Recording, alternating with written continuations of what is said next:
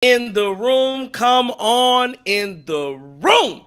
The Bucks are winners 132-121 over the Atlanta Hawks. You're listening live to the Cream City crossover. Come on in the room.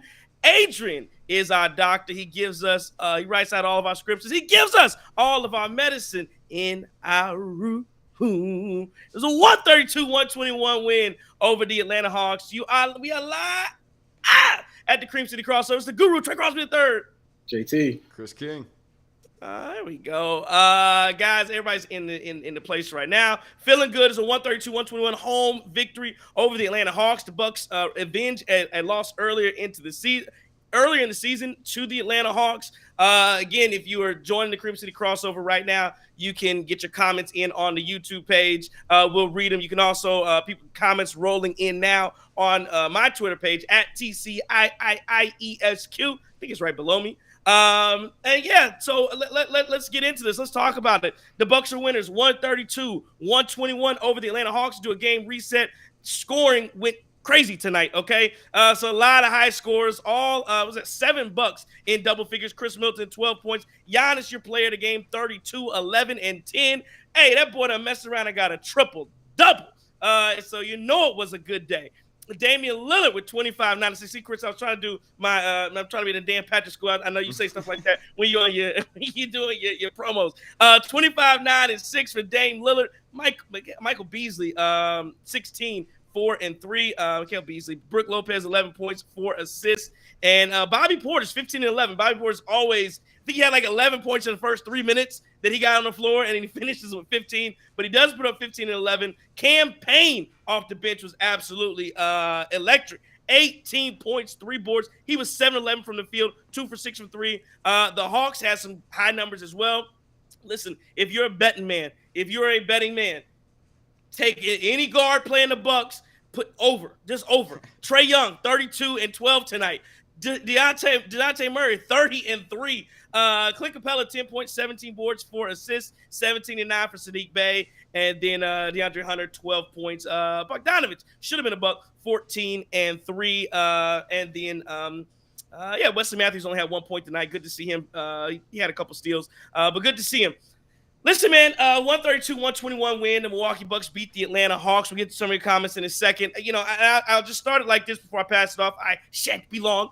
But I'm watching this, and again, this is the story of the Bucks, right? Like this is what they do at all times, right? Like every single time when you see the Milwaukee Bucks, you're watching them, and this is how they play.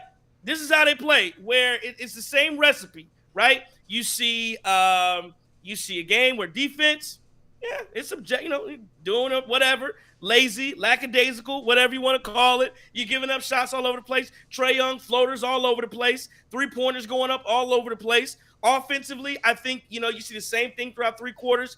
Somewhat lazy, but you're able to keep pace and play well. I believe going into the fourth, it was a 1-point game. I think the Bucks were up 1 going into the fourth. I think that's correct because the Bucks beat the Atlanta Hawks 33-23 in the fourth, and they won the game by 11. But look at this. Again, we talk about it. What is the fourth quarter, John Tyus?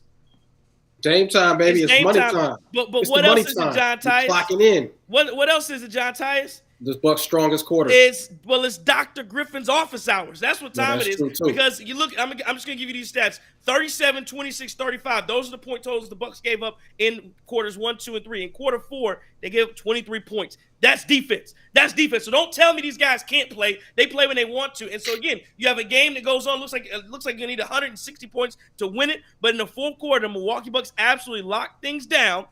They got into their defensive stances. They played well. They played together. They played connected. And then, you mirrored that with a bunch of great offense as well. And you win the basketball game. I think with 5 minutes to go, the Bucks went on or 6 minutes ago, whatever it was. Bucks go on an 18-4 run to finish that game out.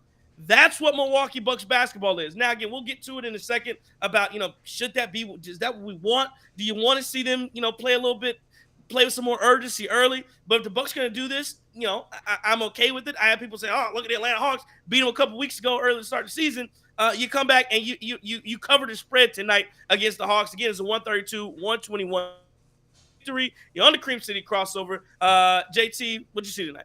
Look, I agree completely with that philosophy. My thing is this, and I know this is more of a new age line of thinking, right? The data analytics crowd. I don't really care that much about defense the entire game. I care about defense when it matters, right? Like I don't really. It doesn't have to be pretty to me. You don't. The beginning of this game, the Bucks scored 42 points in that first quarter, and I said, "Wow, oh boy, we are in for it tonight." I think they finished the first half like 67 points around that time. By the way, Bucks had 4 players in double digits in that first half, which is beautiful. Absolutely beautiful, right? You know when that happens, something special is going on, right? I'll tell you this, right? As a Bucks fan, I actually felt strong like 2021 vibes in that first quarter, right? Because you had Giannis, Bobby, and Chris getting it in, right? Bobby had like 13 and Chris had 10. And I was like, man, Bobby, he must have been listening to us because he came out firing. He came out looking like that guy we've become accustomed to enjoy as a Bucks fan. What I'll say is, look, I love the fact that Giannis had a triple-double tonight. Man, listen, I don't know where he's at on the IKEA MVP ladder, and I don't really care right now. But I will tell y'all right now, he 100% is going to be in that top 3 voting, provided he doesn't get injured or something there. You already know he's a perennial MVP contender. And I felt like, man, he was really pounding his chest tonight with the triple-double. So, man, one time for Giannis. A couple things I really like about tonight, though. We talked about the other night. We were talking about the Bucks bench depth, and we were worried about it. We were like, "Man, I don't know. Bobby not playing well. Guys not, Pat not playing well. You name it." And then you have a statement night like this from Cam Payne showing y'all, no, y'all signed me for a reason. Y'all brought me in here, and you got to appreciate that. You 100% do. I agree with you, Trey. The defense was spotty tonight, but again, at the end of the day, we found a way to make it happen. And when the doctor's office is open, when the doctor's having office hours, we good, baby. Take this win up there and stack it up there with the rest. No concerns for me, sir. Yeah, going off of that, I think you can maybe just chalk this up to this being the new look Bucks when you talk about how good they are offensively. And we talked about that a couple of shows ago where the Bucks, they can just outscore teams at this point. And that's why you see the overwhelming fourth quarters, the runs that the Bucks are able to put together for them to really just tire out the opposing squad and outscore them. And I think that's what you saw towards the end of this game tonight. Obviously, the great contribution from Cam Payne, that helps a lot. And hopefully he continues to be successful because we haven't had a backup point guard in a long time and a guy who can come off the bench and get in double figures at that point guard position when Dame is out. That'll be huge. Again, Cam Payne is shooting. I think I had today 46% from 3. So you're getting that production there. Defensively, still a work in progress. I personally don't like, when him and Dame are out on the floor together. I think defensively just becomes some lapses. But overall, again, that's the difference, and that's what makes negative players positive players. We talk about with Bobby Portis as well. Like I said on the last show, where it's like if Bobby Portis, if he's not playing well. Can I play you? If you're not able to play well offensively, what else can you do? And today you go out and you get a double-double. So you got to show your value on, in other phases. Cam Payne, same way. You're not doing anything defensively, but can you shoot the ball well? Can you hit those open threes? Because, again, when you got Dame, I'm looking at it again tonight when I see Damian Lillard. I mean, teams are blitzing. They're double-teaming the hell out of him every time he touches the basketball when he gets these screens, when he's trying to set up the screens and get off on the pick and rolls. And so – they are so concerned. And again, we're 25 games in. Let's see, 25. Sorry. We're 20 games in or what have you. And teams have not let up that they think Damian Lillard is. And it's one of those things we talked about it, I think, back in 2021 with the Phoenix Suns. And I always talked about, Devin Booker's the best player on the team. But to cut the Phoenix Suns off, you got to cut the head of the snake off. And the head of the snake was Chris Paul. Because he ran the offense. And so, sure, okay, you got the best player. We got to find a way to stop Chris Paul. And you stop Chris Paul out, everything else, what did you cut the head and the body with what, JT? It's going to die. It's going to die. You cut the head off the body, it's going to die. Boy, I thought you said cut the head and the body with what? But, No, I'm quote spitting. But no, so yeah, you cut the head off, the body's going to die.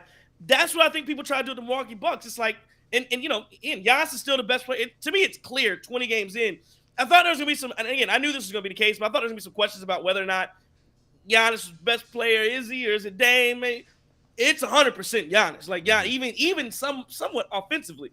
But I think people realize Damian Lillard is the head of the snake we have to cut him off, and that's what they try to do more so than stop Giannis.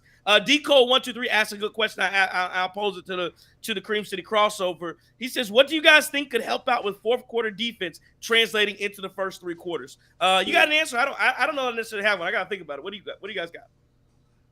You know, as basic as this sounds, effort, care. I feel like guys try a little bit more harder when something's on the line. I feel like the lapses, you see guys sleeping at the wheel.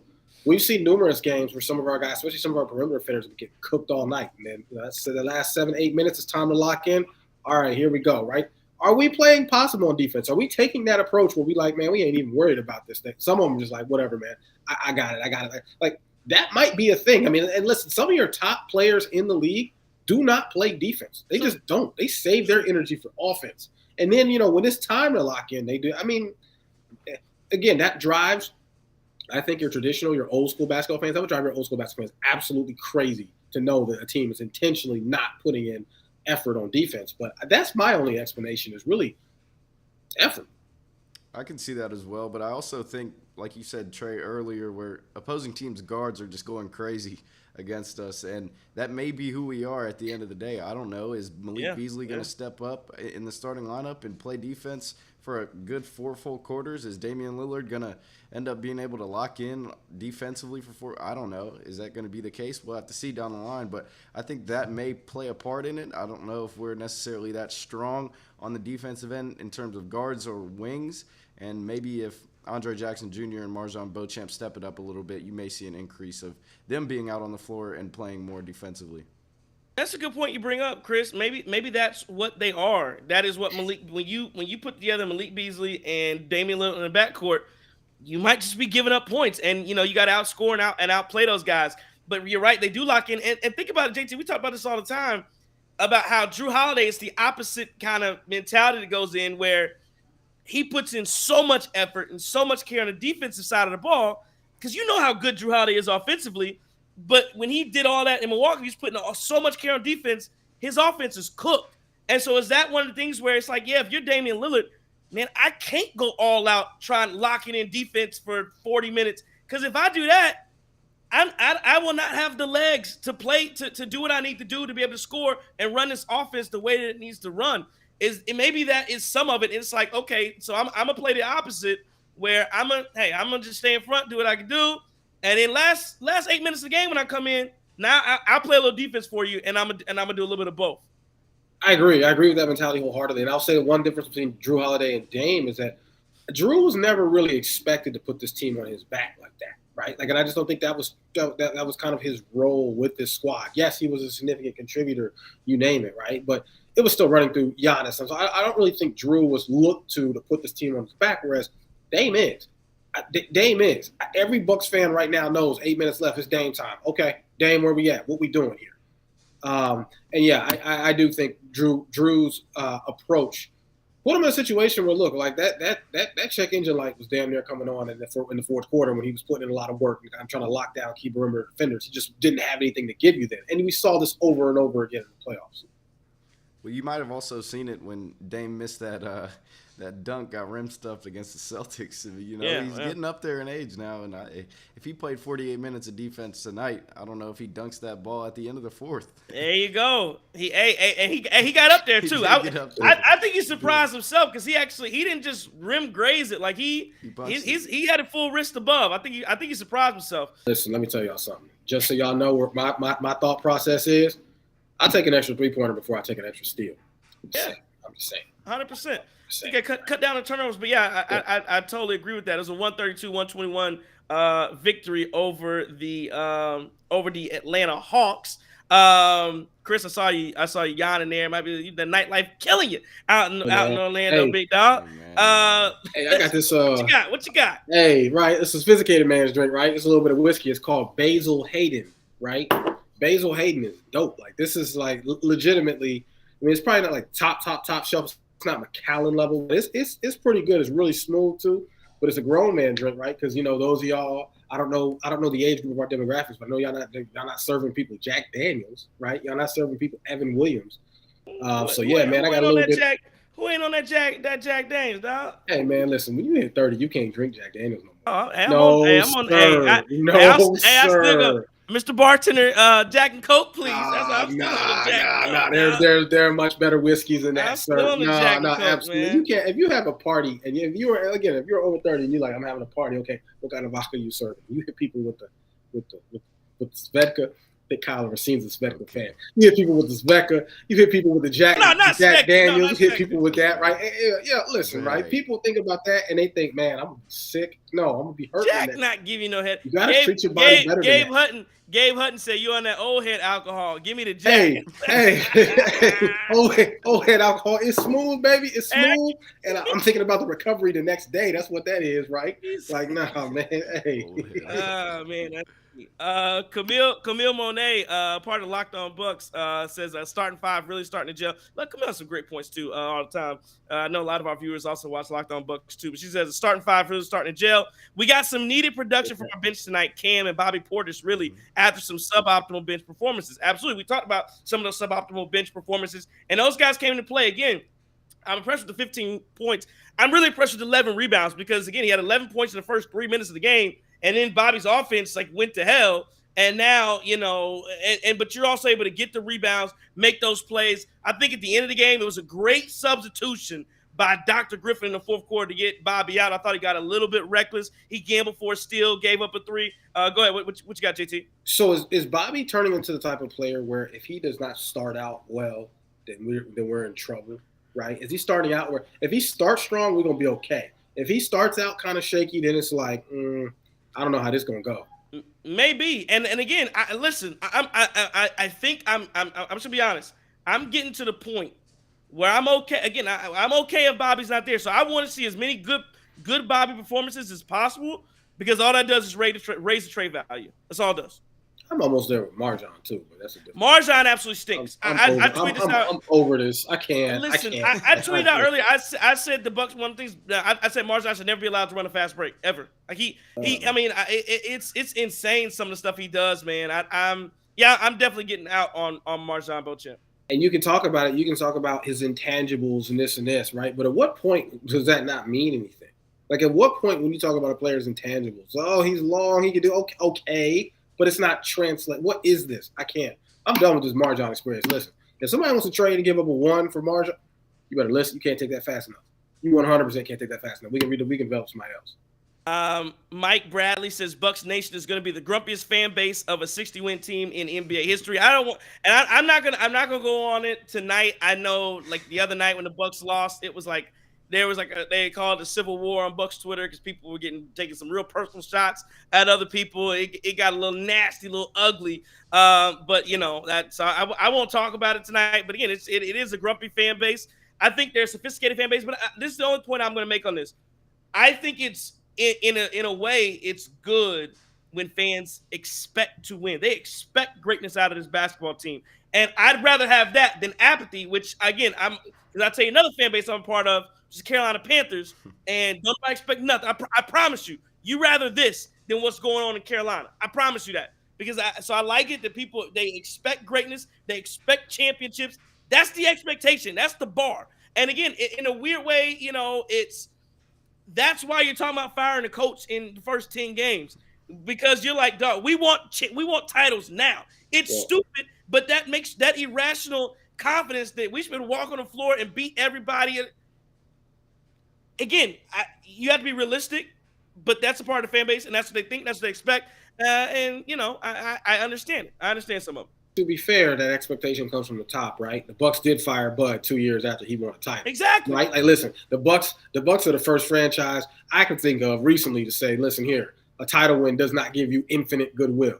It just does not, right? A title win and then backsliding to the second round exit and then a first round exit. Oh, that'll get you up about the paint, right?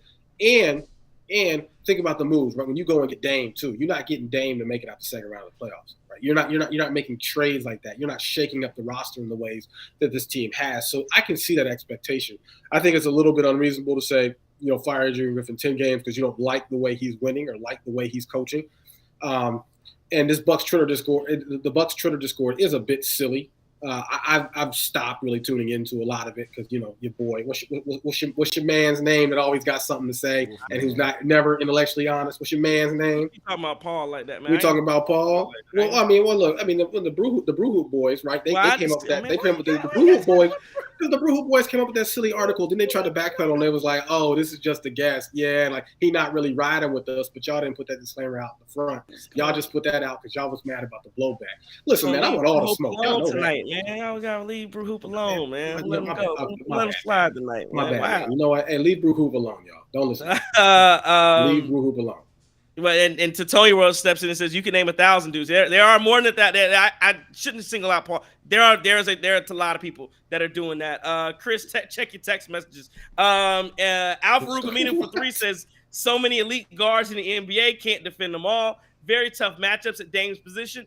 I don't disagree with that, Al Farouk. I don't disagree with how many the elite guards in the NBA. But you got to be you have to stay in front of guys, and that's the only thing I say. Marjan Kron says all home games in December. Is that true? All home games in December, but when we take Vegas and the Christmas game in New York. So Marjan Kron is saying there's only one away game outside of if the Bucks go to Vegas in the month of December. That's an amazing schedule the Bucks have coming up. At Joey Kalura says late game execution flawless once again.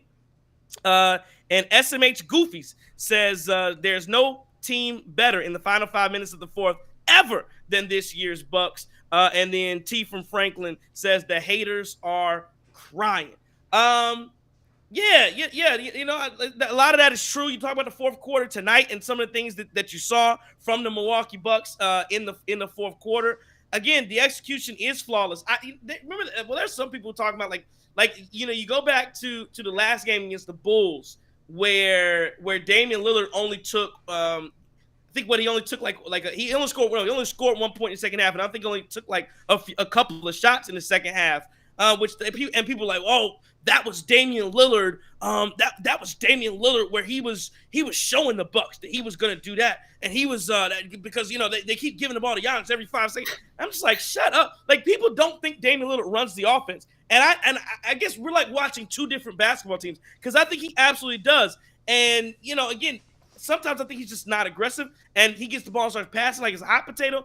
And again, I don't say, and because I had some criticism of Dame earlier today, and people are getting on me. And I don't mean it as I don't like that. I love Damian Lillard. I want him to be the best version of himself as possible. But what I want is aggressive Damian Lillard. And finally, late in that third, when Giannis went out with about 3 minutes or so to go in the third, and Dame was still in the game, he started to take over a little bit more. And then the fourth quarter, he was aggressive as well. I want to see both of those guys be super, uber aggressive. That's all I want to see. And I hate when I see Dame start to be passive, attack the basket, shoot the three, get to your spots. And again, the guys are going to be there. And that's the whole thing. There was on the Dame dunk, that came from a Giannis pass. It was a give and go. And there's so much attention that goes to it. And so again, I don't think there's any beef between Giannis and Dame at all. I think they just have a hard time. They're having a hard time figuring it out. But late in games, they seem to execute very well, and they did it again tonight. Yeah, it's an interesting dynamic to watch that, right? That push pull of you go, I go, you. But when it's important, it seems to work out. And again, we are only, what are we officially in now? 20 games in. So I'm 14-6. So hit the 20 game mark. So we're 14-6. We're 20 games in. I'm assuming this is going to change a little bit in the next 20 games. Right, and you haven't really seen the best of it yet. So I'm excited to see what kind of games will happen when they do figure it out or have it on. Both of them are clicking and the chemistry's there. And again, so many injuries tonight that the Bucks are going through right now. Maybe not the biggest of names, but Jay Crowder's out. Andre Jackson Jr. was out tonight. Pat Connaughton out tonight. And so again, somebody was kind of upset. Like, well, you see, why is Campaign in the game with Damian Lillard? But it's like there's not a lot of And then Chris Middleton's still on a minutes restriction. How many minutes did Chris Middleton play tonight? 25. Okay, so 25 minutes. I think he played 27, 28 the other night. Tony World jumps in and says that was about 5 minutes too much for Chris. But you know how he is. Robert Henry says, I'm learning to be patient with this team. Good. Be patient with him. Still early, but hopefully this team can stay healthy and improve come March and April. Big ups to Campaign. He had a good game off the bench. And then Kashia Tao 24 says, I just love that our closing offense is no longer a pain to watch. We are getting good shots. We're competing night to night. Give Ajax Marjan's minutes. Middleton, Zach LaVine trade? Absolutely not. Absolutely not. And I like Zach LaVine. I wouldn't trade those guys. I don't know. Maybe the contracts work, but I don't think Zach LaVine.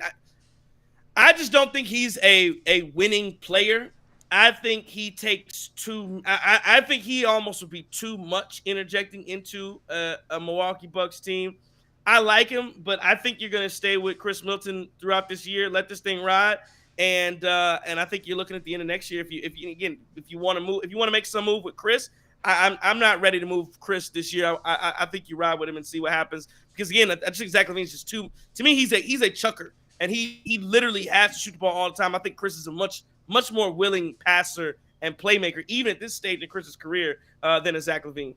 And the problem I have with Zach LaVine is, can he operate in an offense where he is the third option? I don't know. Maybe even fourth. I don't know. Like you said, as a chucker, as a volume shooter, like, man, yeah, I can't have you just coming in and shooting every time you get it, right? And that doesn't work.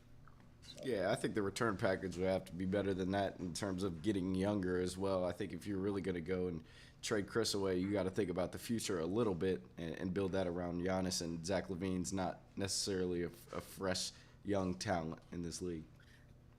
It was a 132-121 victory for the Milwaukee Bucks. Let's get a player of the game reset. Player of the game was Giannis Antetokounmpo. Let's sit right there for just a second and admire what Giannis did tonight. 32, 11, and 10, 2 steals, 1 block. He was incredibly efficient, 14 of 20 from the field. That's good for 70%. 0 for 1 from 3. Only took 1 3, so I'm okay with it. And John Tyus, one number that you're going to love tonight. 4 or 5 from the free throw line is good enough for 80%. Very good. Did have 5 turnovers, only 1 foul tonight. So again, just again, he's this free throw thing again. It's so crazy watching Giannis shoot free throws because the other night against, I know they lost to the Bulls, but Giannis stepped up, hit two late free throws. I think he hit a couple late free throws the game before that as well. So he's shooting the ball at least better from the free throw line. He had a couple jump shots tonight. When you're watching Giannis, I mean, again, the crazy thing is he could have ended up with 15 assists tonight. I think some guys missed some shots in the first half. He could have ended up with 14, 15 assists tonight. He's such a willing passer. And I think Dame, again, I talk about Damian Lillard. I do think he opens up the floor even more for Giannis. Listen, if you're a Milwaukee Bucks fan, I know people are grumpy, and we talk about how people don't, hate what's going on with this basketball team at times. Appreciate what you're watching from Giannis Antetokounmpo. We take these 32, 11, and 10. Please don't take that stuff for granted, man. Please don't do it. Please do not do it because, again, you remember the days of Monta Ellis and Brandon Jennings, and I love Brandon Jennings, but that was not pretty basketball all the time. And Brandon Knight and Carlos Delfino and those boys, that wasn't pretty basketball. This is what I just enjoy seeing it. I marvel watching this game. And again, I just got to give credit to Giannis Antetokounmpo when it's due. He just plays so well. 32, 11, and 10 tonight. Any comments for your player of the game, Giannis Antetokounmpo? Yeah, I mean, everything you said, plus large reason why, Bucks dominated the Hawks in the paint, like 60 to 38 points in the paint as well. And yeah, as Bucks fans, I mean, we're a little spoiled because we see even a 30 and 10 performance. Yawn. Oh yeah, that's what Giannis is doing. Giannis, right. We're not even inspired by that. We're like, oh yeah, Giannis had 30, 30 and 10. Giannis, Giannis had 29, whatever that is. We just collectively, it's not really that impressive to us anymore. But you're right. Gotta appreciate that, right? Gotta appreciate his impact. Gotta appreciate seeing this because it's not going to last forever. And yeah, that and the fact that guys, we're 14-6. Right, all this discord. We're 14-6. We are right where we should be, I think, at this point in the season, 20 games in. Also, got to shout out just the effort that Giannis plays with on a night in and night out basis. I mean, that's something that you don't see from a lot of NBA players.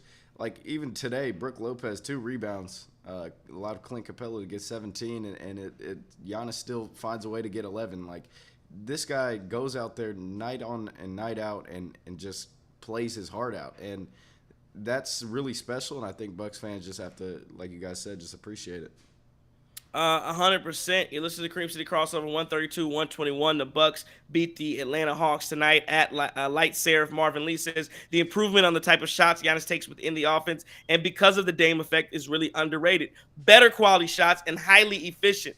Dame hopefully shakes off his passive spells next week. Marjan and fast breaks. That's what he did. Bobby needs to bring. I'm just trying to. That was the emoji. Yeah. Bobby needs to bring the energy whenever. At Sebastian Vasco says Dame needs to be way more selfish. That third quarter, he attempted only 3 shots. And then Deshaun Hill says campaign balled out today too. Let's talk again a little bit about as we continue on this show about the Milwaukee Bucks bench. They had to play some heavy minutes tonight. Marjan Beauchamp 16 minutes, had 3 points, but Bobby Portis with 22 minutes, 15 and 11, and then campaign in just about 20 minutes, 18 and 3 boards. So you had 2. So the Bucks go 9 deep tonight. Bucks go 9 deep in the game where you're missing a ton of guys. Interesting minutes wise, Dame plays 38, Giannis 36, Brook Lopez at 33, and Mikal Beasley at 39 minutes. So the Bucks starters are running up the minutes here, and Agent Griffin, Dr. Griffin, is committed to getting these wins. It seems like it. But I look at this bench. And the 2 guys that weren't good, Marjan Beauchamp and AJ Green. So again, and AJ Green, I know he's a young player, but he's not above talking about another guy that if he's not hitting threes, he's kind of useless to you. He didn't even attempt one tonight. He hasn't shot the ball well this year. I know we give a lot of smoke to Marjan Beauchamp, but again, he's a first-round pick, so he deserves a little more. But AJ, again, if you're going to step on this basketball court, if you're going to step on the floor and you're going to make an impact, AJ Green has not done that so far this season. So again, some great play from Bobby and campaign, but you really only had 7 guys that could really play tonight because you had 2 guys that really didn't deserve to be on the floor at all. Well, one thing I will say is that I do think, and you alluded to this when you talked about Marshall being a first-round pick. With AJ Green, do we have expectations of AJ Green?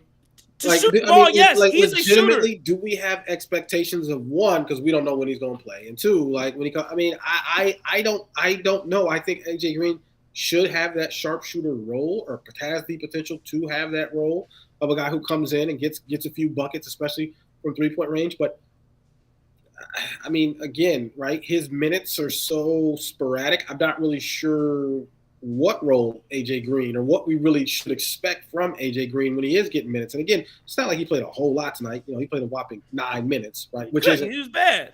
It wasn't great. One thing I will say, right, and I don't want to complain about this, but I do find it, because Chris pointed out the stat, Brook Lopez had 2 rebounds tonight in 33 minutes.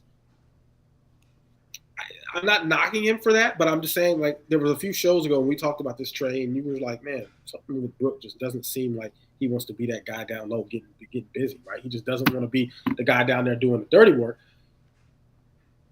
This certainly kind of supports that argument. I would say so when you talk about it slipping through his hand and you talk about just some of the different things that you were doing that make Brook look like he's lacking aggression in the paint. But, hey, I'm just pointing it out. When I think about the Bucks bench depth, I just can't help but look at Marjan Beauchamp and how he can even find a way at this point with the level of play that he's shown to steal minutes from anybody else above him. You think about Malik Beasley. If he's out there knocking down threes, then what more do you need a sub for? What do you need Marjan for to go in there and get some more minutes? And then, I thought when you talk about AJ Green, I mean, I don't really have too many expectations for him either, and it's tough because, they're putting this guy 9 minutes out on the floor. He's a shooter. It's hard for him to probably get into a rhythm. But in terms of, I do have expectations for Marjan Beauchamp, and I do think it'll be tough for him down the stretch. If he continues to play bad, then it'll be hard for him to get some minutes. And my thing is, like, based off what you guys have seen, when we need him to help us, can he do it? Do you guys think he can help us when we need him? Right? This is a meaningless game against the Hawks today. Obviously, you wanted to kind of avenge the loss earlier this season by, 17 points or something like that. I get that. But when it's time to go, right? When we're in the playoffs and we're in that second round and we're battling with Boston and we got guys getting up in minutes and we need Marjan to come off the bench and give us quality minutes. We need him to defend. We need him to hit open shots, right? Have you seen enough to say, yeah, we can rely on Marjan? No. Right now I have not. And again, when you have your guys back, he's on pace right now to, if I had a fully healthy basketball team, no, Marjan Beauchamp is not going to play. There's not an opportunity. There's not a chance that he's going to play basketball for me right now. If I have Jay Crowder coming off the bench again, or even the Andre Jackson Jr. and those type of guys. The thing that I'm looking at when I'm trying to evaluate and figure out, what you do, I really think this would be great if you could get. And again, as good as Malik Beasley's been, I would love, to see Malik Beasley come off the bench because I think our bench, you need those sparks, and you need that spark, you need that energy off the bench. He shoots the ball very well. We've talked about sometimes where you don't have the bench production you need. Again, your other issue, you're giving up points all day long to guards. Can you get somebody in that starts the game and plays well, and then you sprinkle in that bench action where you do have a guy like Beasley who can come in and be a fire starter off the bench and hit some of those shots. That's what I think, at the end of the day, I think that's what I would like to see. We're not at that yet because I think, again, Beasley has played well enough to where he's the starter right now. And again, you don't have Jay Crowder either. But yeah, no, I have two things. One, no, I haven't seen enough from Marjan. He would not play for me right now. And then two, to answer your question on AJ Green, yeah, I do have expectations for AJ Green. He's a shooter. Again, I have no expectations for him on defense. I have no expectation for him to make plays. I have no expectation for him to do it to set great screens. But when this is the only reason you're in the NBA. This is the only reason you're in the NBA is to come in and shoot the ball. That's just like he's a sharpshooter, just like a kicker. A kicker in it. The only thing I need you to do is kick it. You don't got to do. Don't worry about throwing it. If I ask you to do, a fake kick and throw the ball, that's on me if you mess up because I shouldn't have expected you to do that. But to shoot the ball and when you're open, yeah, you got to shoot the ball. You can't be afraid to shoot it. And right now, AJ Green has not done it. Again, he's in the NBA. You're on the team. You got to roll. You got to play it. And right now, he is not for me. To be fair, tonight, you know how many shots AJ Green took? He didn't take any. Right. Shoot the ball. How? But that's my question. How are you a sharpshooter? All you do is shoot, and you get in for 10 minutes and you can't find it. What kind of sharpshooter goes in for 10 minutes and don't shoot the ball? Hey, it was just that kind of. I'm with you. If that's going to be his role, if that's the role we're going to make, then that needs to be his role. But yeah, I don't know, man. It's just weird. But again, I just don't have these expectations of AJ Green because I don't know what we really should expect. Right, but he's played better his rookie year. Down the line, he won't even see the floor in terms of getting into the playoffs. Jay Crowder coming back, whatever moves you do make at the deadline, he won't see the floor. So it would be nice to see maybe you can get another option like that or see that he can play at this level. But at this point, I don't know either. No, and I think you're right. He won't. But again, there was a time a year ago where AJ Green was hitting. I mean, I'm gonna seem like I say it all the time. AJ Green don't miss because he would shoot three, and it was like, man, if he shooting, he hitting. And I don't know for whatever reason he has not done that thus far this year. But again, it's a big win for the Milwaukee Bucks tonight, 132-121 as they take down the Atlanta Hawks. Deco123 says that before and after says it's hard for Brook to get rebounds when he's always guarding the pick and roll, trying to protect the paint. So in some ways, I do agree with that because when you see Brook Lopez, is the only point I make on this. A lot of times when Brook is in the drop and he's having to come up the Trae Young shooting the floater, Brook is typically jumping out at that shot, right? Mm-hmm. Which means he's not going to be in position when the ball hits the rim because it's not like he's guarding the traditional. So it's a little bit different. It's not like he's guarding a traditional big where the shot goes up and now I'm just looking to box out. The other thing that Brook Lopez likes to do and this is where I question him, is he likes to box out and let somebody else get the rebound. I do think he does an effective job at boxing out, but it's just I still think that's just the wrong approach. You got to box out and go get it. You 7'2". Ain't nobody else 7'2" out there. So it's almost like I'm a box out and I got my guy. Somebody else get the rebound. No, man, go you. A lot of times those are my issues when he can get the ball. So that's why I don't expect him to get 10 rebounds even though he's a 7-footer. But I think that number should be more 5'6" because again he lets other guys swoop in and get him. When I think it just might be a better option for him to go ahead and do that. Yeah, and the offensive end too. I mean, just fighting for offensive boards. That's a skill. That's a hustle play on the offensive boards, and that doesn't have anything to do with the pick and roll. So I think over 2 is probably a number you want to be hitting on a nightly basis. Oh, he 100% should have more than 2 rebounds. Like, listen, I understand that, but no, and I don't say that analysis. Your analysis is 100% right, but I mean, 2 rebounds, 33 minutes. Yo, come on, man. Not a good enough effort. No. Not good enough effort at all. 132-121. I think we're Cream City 1846 says Brook don't work on his game during the offseason, and it shows. I'm not gonna say that. I think Brook works on his game. I think he shoots the ball well. I think he to me, and I want to say this. Brook Lopez has had some incredible games. He had 4 blocks tonight.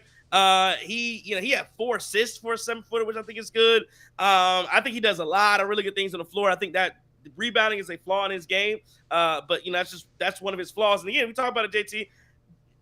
Do I think he can get a couple more rebounds? Yes, but I don't expect people to do things that they don't normally do. Like I think people are like, well, yeah, why doesn't Giannis set great screens?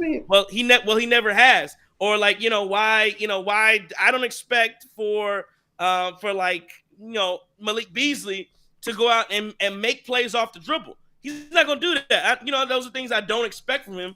He's not going to shoot the ball. I expect him to shoot the ball well. Like I don't expect AJ Green to make plays off dribble and make great pass. Shoot the ball. So do what you're expected to do. And that's the only thing I say on Brook is because he hasn't rebounded traditionally well for big in his career, I think it is kind of off his radar to think, okay, well, he should be getting 10 rebounds a night. He just never done that. He's not going to start doing it now. I hear you, but I will say that, on championship teams and on elite teams, right? Hey, sometimes players exceed expectations, right? It's okay if you do that. It's okay if you exceed expectations. And, perfect example, Malik Beasley, what do you have?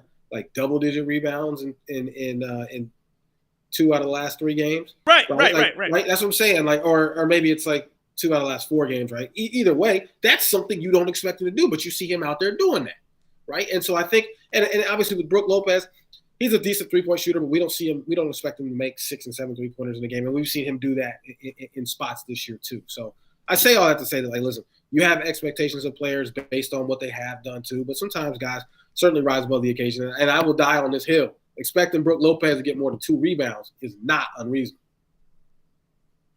No, I don't think. I agree. Should obviously get more than 2. Stephen Pelishek says AJ Green is like what Matt Thomas did for the Raps a few years ago. Remember Matt Thomas, just straight up 3-point shooter. That was all he was doing. And then Warren Price says just making it back from the game, a much better effort than the Bulls game. They showed heart tonight. Good job. Thank you, Warren Price. You go into the game, then you coming back. How was the crowd? I think the crowd sounded good all year this year, especially compared to years past. I do feel like there's a little more juice in the stadium, in the Fiserv Forum this year. I really think that's a Dame effect. I really do. I think the crowd really gets hyped when they see him come with the ball, especially when it's a 3-point game or close game and, Bucks can tie or take the lead. And you see Dame Lillard with the ball, I think people expect Dame time and they get up out their seats for it. One thing we're going to start doing this program is when somebody subscribes during the show and I see it, I'm going to call it out. So shout out to Leroy Jenkins for subscribing to the show. You can subscribe, like, all that. Appreciate it. We absolutely appreciate it. Shout out to Leroy.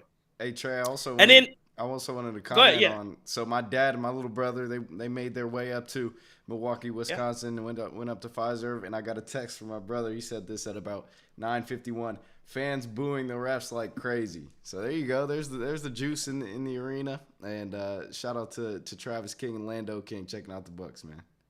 There you go, Travis and Lando. Good, excellent job. Listen, Fiserv Forum is a great venue to watch basketball. If you have the opportunity to get up there, absolutely do it. And I've been many a time, and it's like I said, it's just a great place, great venue, and it's a fun. Again, the Bucks are giving out a great product. It was a 132-121 victory tonight. The Milwaukee Bucks beat the Atlanta Hawks.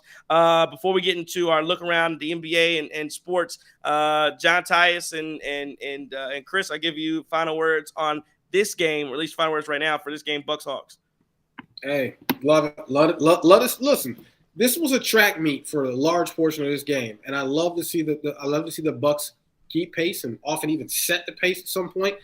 And it's a different look. It's a different kind of game, but I like it. Right? I love to see us come out and compete tonight. And we got the W. We won by a comfortable margin. And who we got next? I have to take a look for you. Let's see who we got next. Let's see. Oh, you know what? It's the in-season tournament. The in-season tournament is the Eastern quarterfinal. The Bucks are the number 1 seed in the East, and for the East quarterfinal in-season tournament, it's a 7:30 tip, a 6:30 tip at Fiserv Forum on TNT. Knicks. Bucks beat the Knicks 110-105 when they met them earlier this year. They're also going to meet them, I think, a couple more times. Well, maybe it's just that they play on Christmas Day as well. But yeah, that's gonna be a fun one. Oh yeah. Yeah, 100%. Leroy Jenkins says we should have known that they were playing the Knicks. Sorry, my bad. I had to look. And then Nick C, yo, how you just subscribing and you talking trash about us? Now, come on, Leroy. Try to get you props, Leroy. Now you coming in hard, Leroy. And we expect to see him every show, though. Expect to see Leroy having something to say every show. That's cool. Hold us accountable. Nick C says, anybody notice how much Portis declines from three since 2021? I think he was so good 2 years ago. He had like nine made threes a game or something. I don't know if it's 9 made threes a game. And then another new subscriber, Cream City 1846. Shout out to Cream City 1846, new subscriber. Again, listen, if you listen to the show right now, you're not subscribed, I will shout you out if you subscribe during the show and I see it. So shout out to Cream City 1846. About that Bobby Portis comment, he's declined from three. Anything of it? Remember that decline? You know, he started working out with your boy, Lethal Shooter. And it seemed like he went downhill from there. So stop shooting in them 2-foot goals with spikes in it and shooting a regular basketball hoop, and you'll be all right. So you know what's wild about it, though, right? Is his decline actually? I mean, was from like they said, 2020 through 2021. So I've got it here now. His 3-point percentages, man, he was at 47. Then he was at 39, and he was at 37, and this year he's at 29.8 or 29% from three. Yeah, man. Hey, that's down there. That's got to be down there with Giannis. He didn't make a three for like a damn month. Yeah, that's got to be down there with Giannis shooting threes. Yeah. And everybody starts crying when Giannis shoots a three, like it's the worst thing in the world. I'm like, people ain't shooting around. Yeah, it's not the worst thing in the world. I just don't want to see it.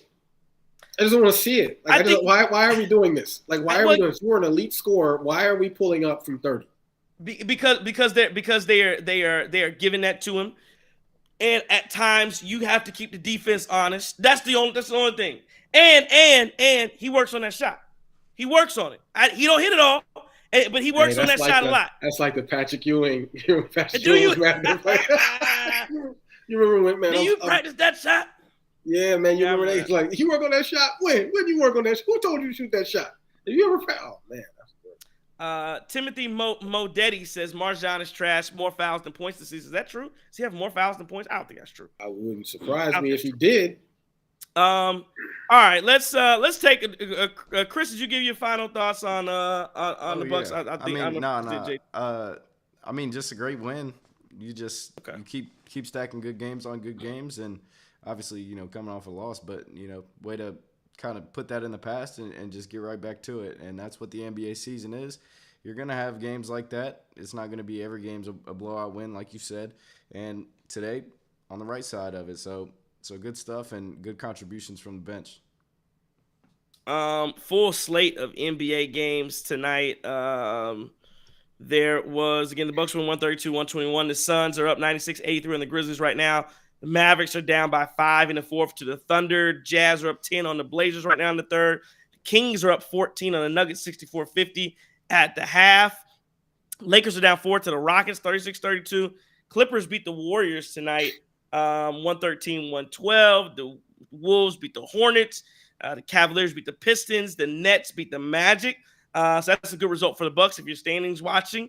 Both teams now sit at 14-6. Bulls 124-118 over the Pelicans, and the Pacers defeated the Miami Heat 144-129. A lot of points from the Pacers, man. They score a ton, an absolute ton of points. And I was looking, Jimmy Butler played in that basketball game. Kyle Lowry played, Duncan Robinson. So the only person they didn't have was Hero. So again, it's a bad loss. Well, not a bad loss. Indiana's playing well, but a lot of people talk about the Bucks defense. Well, the Heat just gave 144 to Indiana as well. John Tice. Chris, wanted to ask you, college football playoffs been going on today. Roll Tide. Alabama got a dub. Who do you see in the college football playoffs right now? It's 10-6. Florida State is up on Louisville. Who makes the who makes college football playoffs? It's real simple. Alabama makes it because they won the SEC at 12-1. Georgia makes it because they're 12-1 and their only loss came to Alabama in the SEC title game. Washington makes it because they're 13-0 and the Pac-12 was arguably the best conference for a good portion of this season. And your last team is probably going to be Michigan winning the Big Ten. I think that's your four. I think there's tough phone calls to Florida State. There's tough phone calls to Texas. And I think that Ohio State would make a great matchup in a New Year's Six bowl game against Oregon. John, I just had to ask you before Chris, before you. How do you make a phone call to an undefeated Florida State team if they hold on tonight against Louisville? How do you tell them they're not level of in? competition? Level of competition. With That's ACC tough. wasn't worth it. ACC That's wasn't worth a tough. damn this year. Hey man, hey guys, congratulations, y'all got to play Georgia Tech. That's Like, tough. I mean, what is this, right? Like, yeah, it's tough, but like, are we going to act like the ACC was a top 3 football conference at any point this year? Oh, I just ask you this: how do you then make, because what it used to be, what everybody's talking about was, oh, regular season college football means everything. You can't lose in the regular, or you're not gonna go. Now you're telling me that Georgia and Bama gonna get in over undefeated team. I was Listen, told that the regular season means everything, and now you're telling me it really doesn't. It really don't. We gonna go off. We're gonna go off SEC vibes for the last few years. You know the way this thing works. Y'all asking. playing right now. Y'all know how this thing works. The SEC in college football seems to run everything. You know that SEC bias is so strong that a 12-0 Georgia team that loses to an Alabama team in the conference championship game is still likely going to make it. I don't know why we're acting like anything else is going to happen. Here's where I kind of see your point, JT, is the fact that you had such a big blowout with TCU last year. I don't think the Big 12 was necessarily that strong last year, and ultimately they get in and they get dog walked by a Georgia team. Florida State hasn't played anybody to the caliber that is in the top 4, top 5 right now. So anybody they play, I could see it going awry, and that's where maybe the committee steps in, and maybe I still think, honestly, if they go undefeated, I think they go in, but I could see where that would be your point. Well, and I mean, listen, Florida State's on their 4th quarterback at this point. Like, the committee has to think about that. Like, my whole team has to suffer because we kept winning and our quarterback got hurt, and you just gonna tell me arbitrarily they get that we can't make small players. I'm looking at a matchup at this point, and I'm looking at a team that's gonna get absolutely boat raced. Yes, you got your 4th string quarterback playing Louisville. That's one thing. Let your 4th string quarterback match up against Georgia. Tell me how that goes. Last question for you on this, and to both of you. So if I'm Texas and you tell me that Florida State got to get that call, and again we talked about it, right, John Tice, where you just told me, or we just talked about, does the regular season matter? And you talking about strength of schedule. If I'm Texas, I'm saying, hold on. I already played them boys. What you mean we're going to get dog walk in the college football playoffs? I already beat the SEC. I'm joining the SEC. Ain't Texas going to the SEC next year? Mm-hmm. Yeah, but I'm going. I'm an honorary member of the SEC. How you not going to be? I just beat them. Tell me that. Explain that to me. That's all I want to explain to me. Here's my thing, right? What I do is I think it's a tough phone call. Here's what I don't have to tell Texas. Who did Texas lose to? Texas lost to Oklahoma, right? Yeah. Oklahoma. What was that score? Anybody know? Didn't they win by that like a big Hail Mary or something? Dylan Gabriel, didn't he throw a touchdown pass for the win? 34 to it was like 34 to 30, right? So yeah. 34 to 30, they lost to Oklahoma. I don't know where Oklahoma was at the time. I'm going to assume Oklahoma was probably close to being a top 10 team. I'm not 100% sure. It wasn't Hail Mary, but yeah, they wanted the at the end of the game. They went ahead at the end of the game. Or they just right. So I'm gonna talk to Texas and I'm gonna say, listen, you guys are 12-1, and y'all lost to an Oklahoma team. Let's say it was somewhere in between 10 and 15 when that happened. That's what I'm assuming. Okay, your loss is not equivalent to Georgia's loss, where they lost to Alabama in their conference championship game by 3 when Alabama was 4th in the country. And listen, all losses are not created equal. Right. Now it's not right, and that's messed up. It's not right. But that's the way this thing seems to work when we have this committee. Guys, and I'm not just talking here. I've been paying attention over the last few years. Y'all know how strong that SEC bias is. But also typically, we have seen where head-to-head matchups has been an indicator of where they go, and it just seems like that would be interesting. I agree. Gabe Hutton says no way to SEC. I don't think you're getting 2. I do think somebody might pass up Texas. I agree with that. I don't think you're getting. I think Florida State is a lock. I don't think there's any way. I don't think you're getting 2. Gonna have a chance at this. Louisville's going to have a chance at this. It's 3 minutes left, 10 to 6. They'll most likely go up 13 to 6. So we still don't know yet. But I do agree. I think if Florida State wins, I think they get in. And then for your 4th spot, I go Texas. I don't think you put an SEC team in there. Georgia's been underwhelming this year. The loss to Oklahoma is a little concerning because Oklahoma then turned around and lost to Kansas, and they didn't really have a great season, and so that kind of comes into play a little bit. But head-to-head, man, that's what matters. That's what the committee says matters, and so I think Texas gets that 4th spot. Ooh, that would be interesting. So you think Texas, Michigan, Washington, and Alabama are your 4? Yeah, I go Bama. You're going over. So you're saying? Oh, no. You're just, Florida State's in there. You're leaving out Florida State too. No, Florida. Yeah, okay. Florida State will be in there if they want. How does that work? So are you leaving out Washington? No, Washington's in. No, he's saying Washington, Michigan, Florida State, Texas, and Florida State. Texas. Yeah. So no SEC teams in there. No. Correct. No. Y'all wild. They beat your kid. Texas handled business, and Alabama, the team that they beat. What do you mean? Who did Texas handle business against? Alabama. That's what they handled. They gave them that loss. So you're giving them the head-to-head matters to the college football committee. I do agree. Now again, I disagree. I think that the committee will put in Alabama. I don't think Georgia has a shot. I think Georgia's cooked. They just lost. There's no way. So to me, Georgia's out of it, and it comes down to that 4th spot being between Alabama and Texas, and I think you put it Alabama. Head to head. You got to go. So you put. I don't disagree with you. Yeah. So the fact that Georgia, right now. So the fact that Georgia lost in the championship game, right? The fact that Georgia lost in the SEC championship game does not help them, according to you guys. Well, no, because I can't. Go ahead. Well, I mean, I'm just thinking of it, and Georgia. What real impressive wins outside of Ole Miss do they have? I mean, that's one other ranked team that they beat probably. And they haven't looked good.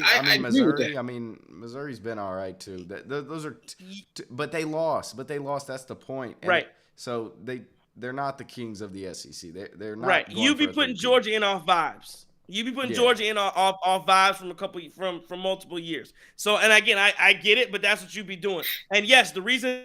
And the reason I say they don't have a shot is because there's only 1 spot left in my opinion. Florida State has to have that 3rd spot, and there's only 1 spot left. And I just saw you lose to Alabama, so I'm either putting in Alabama or Texas. Those are only 2 teams. I definitely can't do Georgia. I can't do them. I'm out on them too. Leroy, before and after says Georgia and Alabama are in. Leroy Jenkins says, Leroy Jenkins says, did you guys talk about Wisconsin Marquette yet?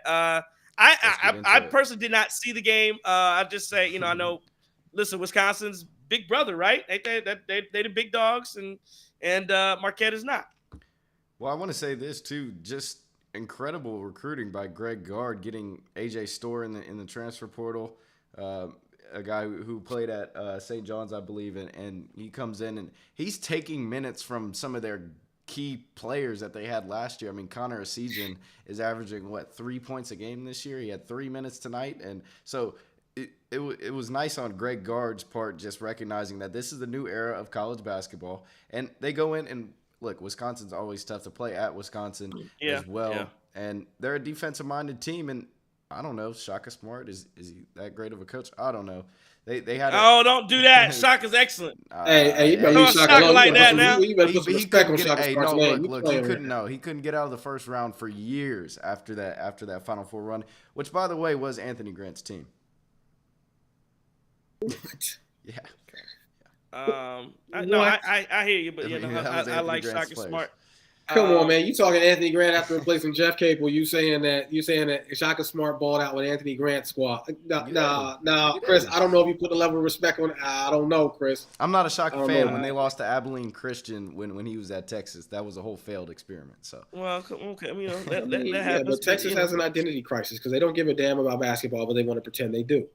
It's the wildest thing to me at Texas, right? And I know you don't care because they had Rick Barnes as their coach for God knows how long, and Rick Barnes did nothing but consistently line up, have great expectations, and underwhelm every single time. Man, don't play this game with me when it comes to Texas and basketball. We're not doing this. We're not doing this. In store. I mean, what they went to the Sweet 16. Wow, congrats! They had a better team than that. I think. I would agree with that. But I think this Marquette team maybe even better.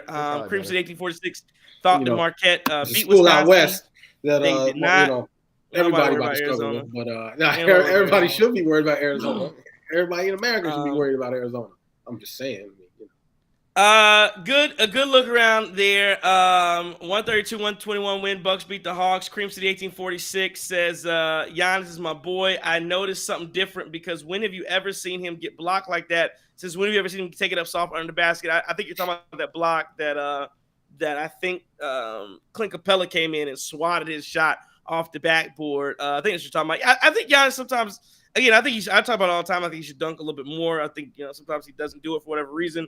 He thinks he's cute once he gets these layups in. One thing you talk about, what I've noticed, I have noticed now that remember since he got the tech for staring at I can't remember who he was staring at after he dunked on him.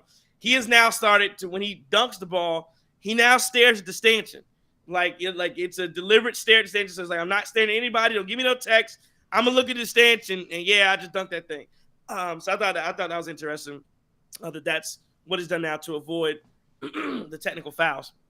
Yeah, so I think again a good game tonight. The Bucks absolutely win. They beat the Atlanta Hawks 132-121. Again, a game that went like we've seen them go all the time, where throughout the games, it's give and take. And in the fourth quarter, Milwaukee Bucks had enough, and again, they would be, I think the numbers would have bared it out, but you've seen this happen over and over again.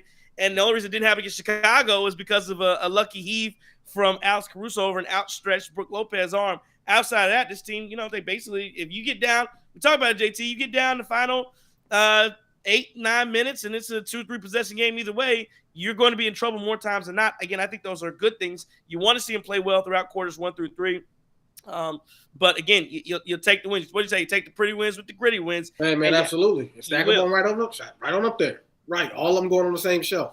Absolutely. 14-6 is the record. The Bucks are looking to advance in the in-season tournament, looking to go to Vegas. They need to beat the New York Knicks, I think Tuesday nights. I think that's the next time you'll hear from us, because I think everybody's off on Sunday, and then Monday is the other two teams, the other quarterfinals games. Then Tuesday, the Bucks lead that quarterfinals game. So you'll be in-season tournament. We'll talk about it right here, obviously, on the Cream City crossover. Fun night as the Bucks beat the Hawks 132-121. Appreciate you all for listening. Like, subscribe, follow, all of that. A fun one tonight is from the guru, Trey Crosby III. JT, good night. Chris King, take care. Absolutely. Appreciate everybody for watching and listening. This has been a Cream City Media Group production. Don't take no wood nickels.